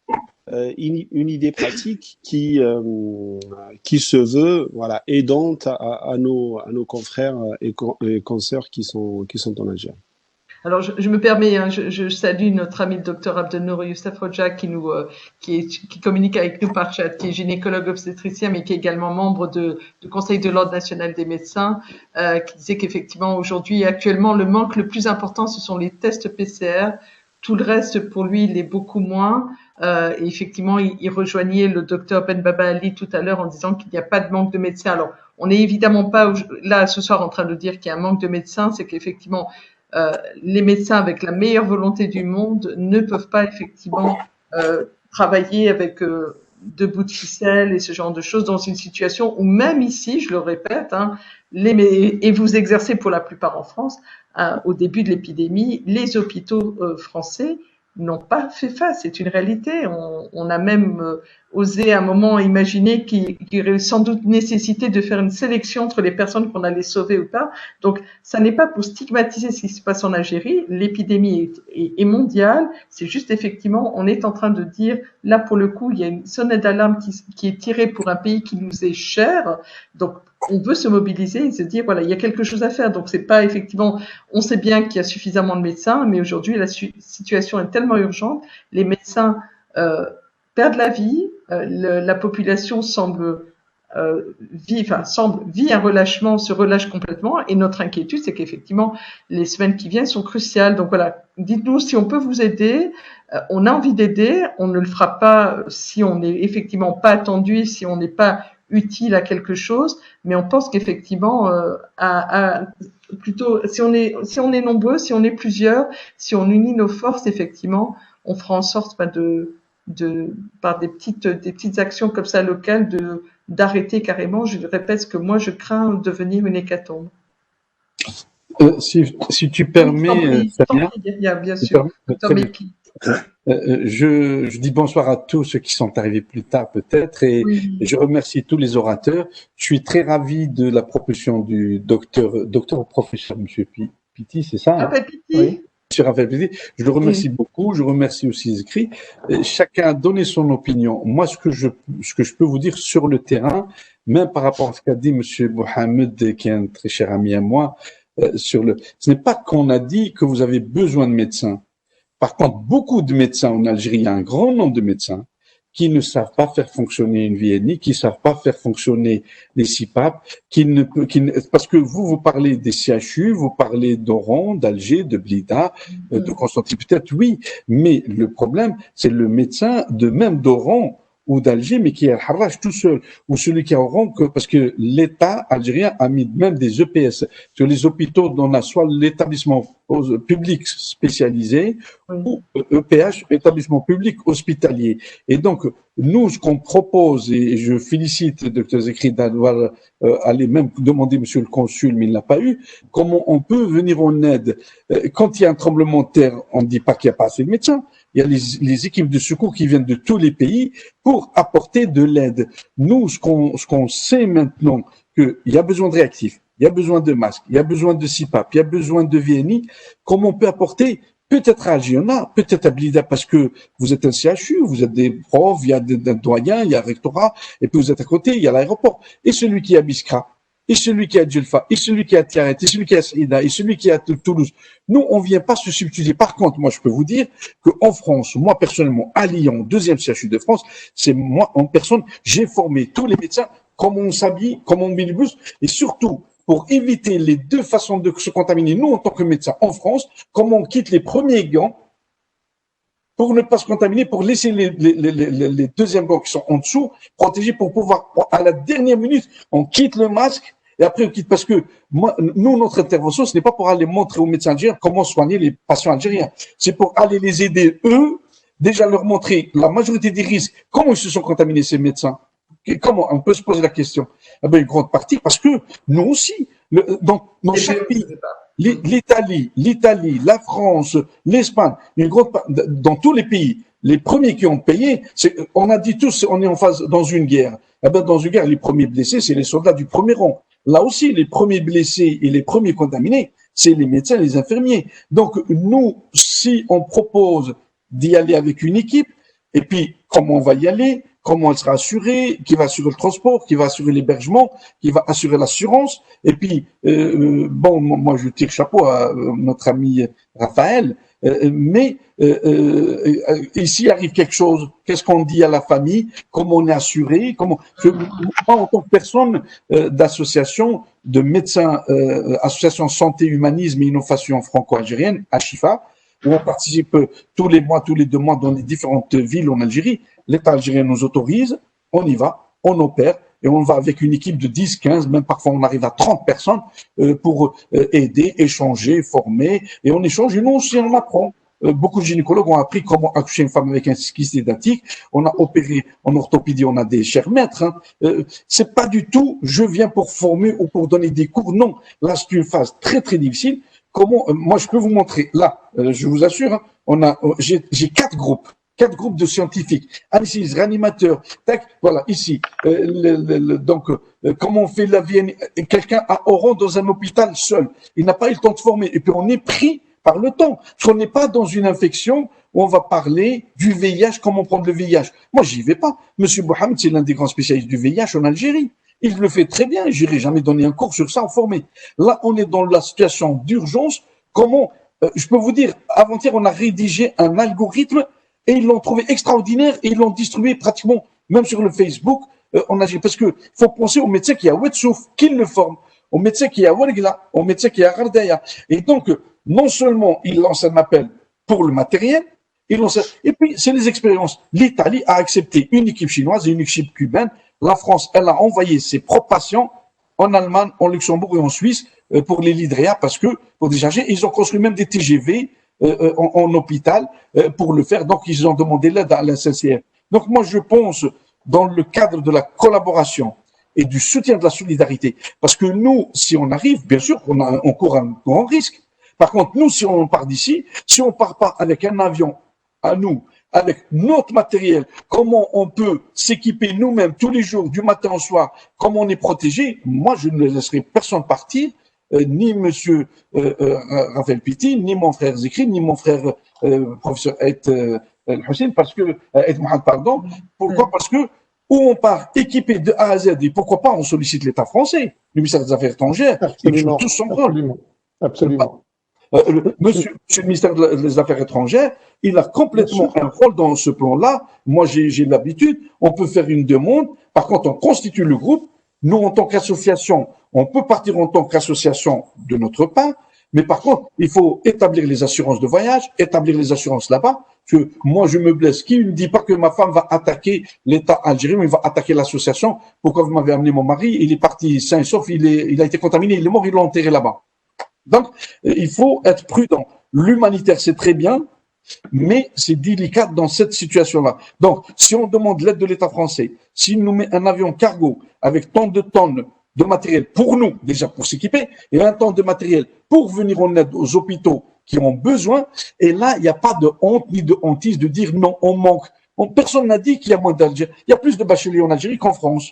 Le taux de natalité, ça s'explique. Le taux de natalité, il est peut-être à 2,7 en Algérie. Ici, elle est à moins de 1 ou 1,2. Donc, on a plus de bacheliers en France, en Algérie, on a plus d'ingénieurs. Seulement, là, c'est une phase délicate où on peut apporter de l'aide, de formation et de soutien. Et même, comme m'a dit les deux docteurs, oui, mais je veux bien qu'on ne me donne pas la parole, là. Si, pardon, j'allais y venir, excuse-moi. J'ai gardé le meilleur pour la fin, pardon pour les autres. Je suis vieux et je risque d'oublier ce que j'ai à dire. Non. Allez-y. Avec tous mes respects à vous, hein. Peut-être j'ai pris la parole. Pierre. Non.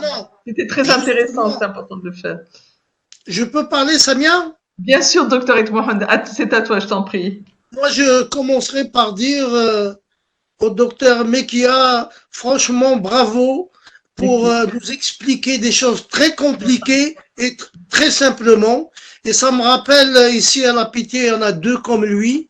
Il y a en immunologie le professeur Brigitte Autran et virologie comme lui, c'est Vincent Calves. Il nous montre des choses absolument incompréhensibles et on sort satisfait de son écoute. C'est le cas pour vous, Mekia, bravo. Merci au docteur Meki, effectivement. Et docteur Et Mohamed. C'est vrai. Je voulais dire aussi pour Ben Babali, je suis d'accord avec lui à 99,9%. Bien sûr, je suis pas d'accord de temps en temps avec lui sur des détails, mais chapeau aussi. Par contre, je reviendrai pour l'équipe de Blida parce que finalement, c'est eux qui nous intéressent en priorité. Ce n'est pas Lyon ou ce n'est pas Ben Babali avec Alès, tout ça, ce n'est pas nous à Paris. C'est surtout les gens d'Alger. Mais juste une petite question pour Mekia. Ce qui m'inquiète un peu avec toutes les explications que vous avez données, j'ai toujours la petite peur, ça me rappelle un peu le VIH. On vient de relever la tête du VIH et on plonge avec le Covid déjà. Est-ce qu'il n'y a pas un risque de, avec le temps, comme vous dites, comme vous l'avez raconté pour le MERS, pour le SARS, il y a eu des mutations, mais qu'il n'y a pas eu de catastrophe et puis ça s'est cassé. Mais là, est-ce qu'il n'y a pas de risque? Ça continue, que la mutation apparaît, une mauvaise mutation, il n'y a pas de bonne mutation, et que par la suite, on aura un problème thérapeutique, par exemple, et aussi au niveau du vaccin, on sort d'ici la fin de l'année un vaccin, et le vaccin, quand il va sortir, le virus a déjà muté, et puis bye bye les dégâts. Donc, est-ce qu'il n'y a pas cette hantise? Est-ce que vous avez prévu une modélisation mathématique, etc., pour imaginer quelles seront les éventuelles mutations du virus? Ça, c'est une question que je vous pose. Et je termine par une seule chose pour les gens de chez nous, les gens de Blida. Tout le monde le dit, mais on ne peut pas parler de comment régler la pandémie en Algérie. Nous sommes Algériens, on doit plus se cacher les choses. C'est fini. Il ne faut pas nous taxer de contre le pouvoir ou bien pour le pouvoir. Moi, tout ce que je dis, c'est ce qui sort de mes tripes. Maintenant, je m'en contrefiche comme disent, tu es pro-pouvoir ou contre-pouvoir. Je suis pro-population. Je suis pro mes Algériens. Les Algériens actuellement n'ont aucune confiance dans l'État. L'État veut les appeler pour leur donner du miel. Ils vont dire non. Parce que vous nous insultez à longueur de journée. Vous mettez des jeunes en prison. Sur ça, je le dis, pas méchamment, mais c'est la réalité.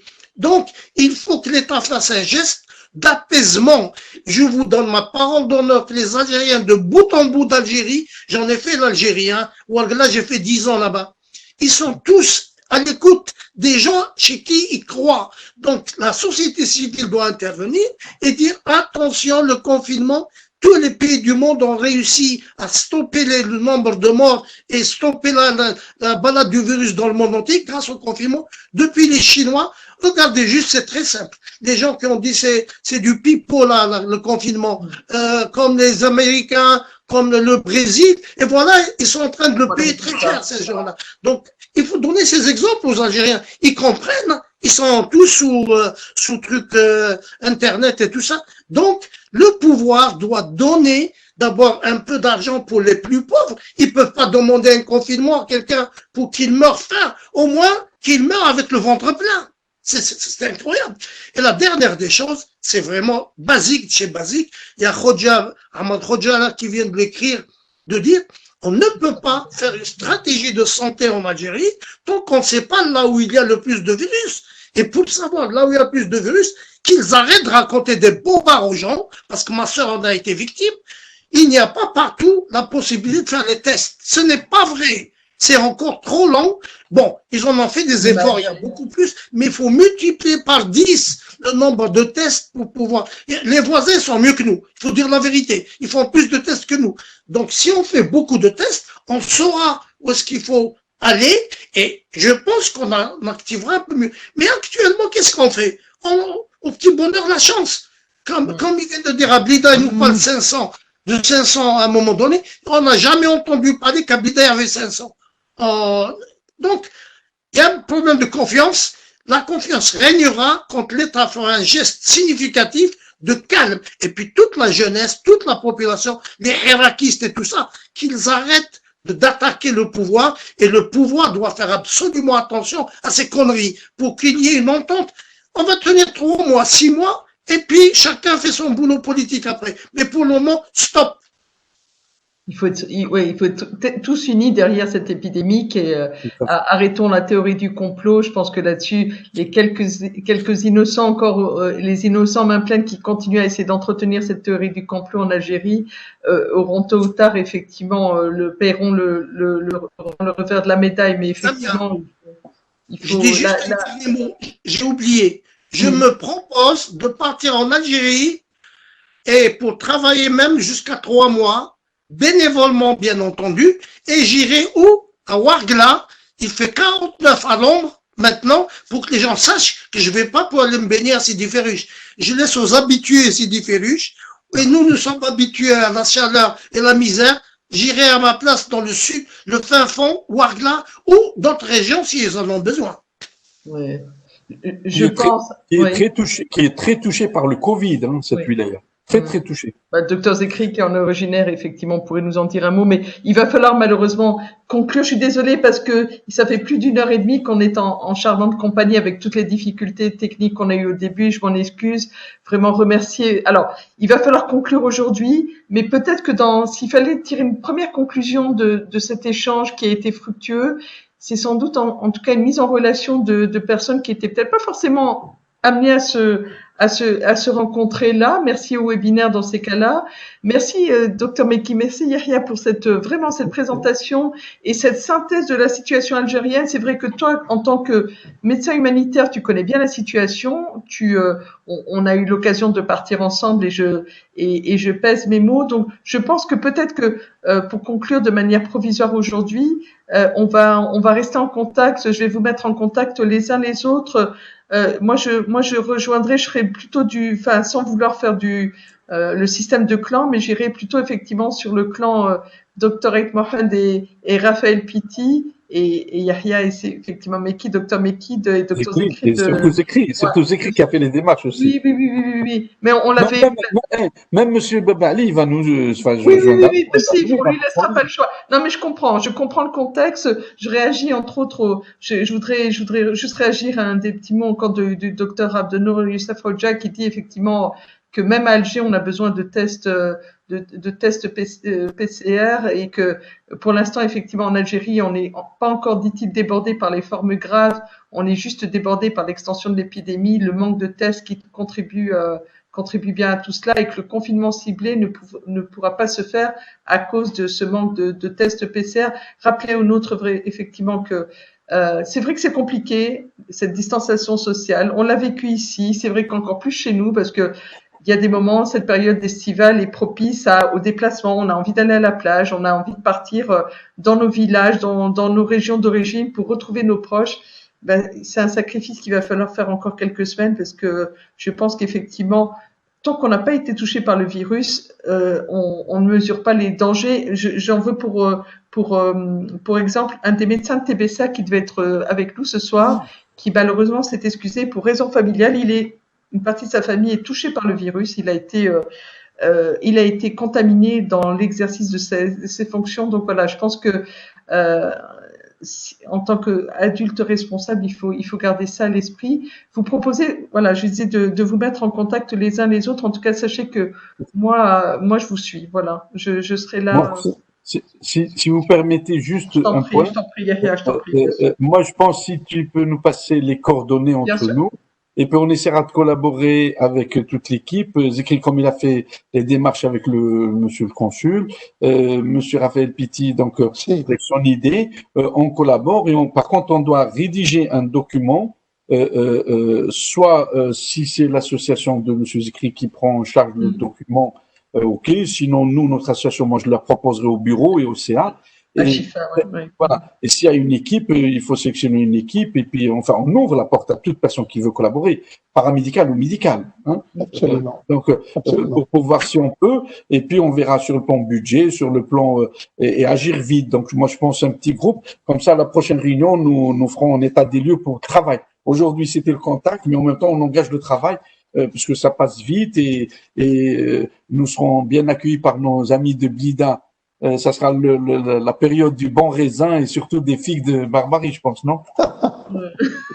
Je sais pas si Samia, je voudrais préciser que pour moi et M. Benbabali, nous sommes dans une association créée récemment, spécialement depuis qu'il y a le Covid. Donc nous aussi, on a une association disposée à aider, de faire tout ce qui peut se faire. Génial. Ce que je vous propose effectivement, c'est de mettre en commun toutes ces synergies. C'était aujourd'hui important. Merci vraiment à tous de faire un point sur la situation. J'aurais voulu que plus de médecins exerçant en Algérie puissent nous faire un retour d'expérience. Et je pense qu'effectivement, à l'image de ce qui se passe à Blida et des interventions entre autres du docteur Youssef Hodja et puis de vos retours vous avec vos homologues algériens, on sait effectivement qu'aujourd'hui la situation est préoccupante et qu'il est encore temps d'endiguer cette épidémie. Merci vraiment à tous. Ce que je vais faire dès demain, c'est vous mettre en contact les uns les autres. J'espère, je vais remercier vraiment Raphaël Pitti qui est voilà. Non, mais je connais, et c'est lui qui est pour partie prenante aussi sur ce webinaire de ce soir. Je pense qu'effectivement, on est algérien dans son cœur et quel que soit l'endroit où on se trouve, je pense c'est pas un devoir, c'est une obligation de faire quelque chose pour notre pays. On le fait pour nos proches, donc c'est plus qu'un devoir moral de le faire. Merci à tous. Peut-être un petit mot sur Raphaël. Bonsoir. Merci, bon courage à nos collègues d'Algérie. Oui, bonjour à tous. Bonsoir à Metz, bonsoir à Alès, bonsoir à Lyon, bonsoir à région parisienne du côté de Bligny, bonsoir à Blida, bonsoir à Alger. Qui j'oublie d'autres? Celui que je oublie ne m'envoie pas. Saharidkom. Merci. Oui. Alors, recommandation quand même le 31 juillet, voilà. Merci Bonne nuit à tout le monde. Merci, bonne nuit. Prenez soin de vous. Il y a demain un petit mail pour fédérer tout le monde. Merci à vous. Merci. Bonne nuit. Prenez soin de vous. Hein. Merci. Je vous embrasse. Merci à vous. Merci.